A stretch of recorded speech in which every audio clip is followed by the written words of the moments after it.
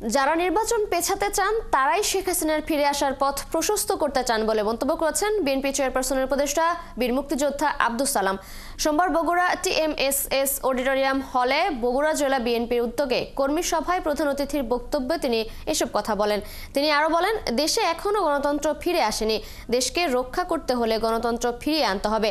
তাই সবাইকে ঐক্যবদ্ধ হয়ে দেশকে রক্ষার আহ্বান জানান তিনি। কর্মী সভায় দলটির রাজশাহী বিভাগীয় সাংগঠনিক সম্পাদক শাহিন শওকত সহ দলের 24টি সাংগঠনিক ইউনিটের নেতৃবৃন্দ অংশ নেন।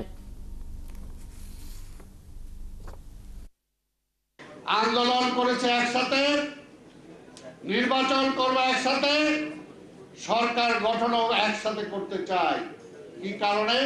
কারণ আওয়ামী লীগ এই দেশটাকে পুরা শ্মশান বানায় দিয়ে গেছে।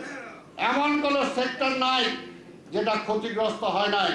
কাজে ঐক্য ছাড়া এটাকে কোনোভাবেই গড়ে তোলা যাবে না। কাজে মনে করেন না যে বিএনপি দুর্বল এই কারণে ঐক্যের কথা বলে না, বিএনপি সবাইকে নিয়ে চলতে চায়।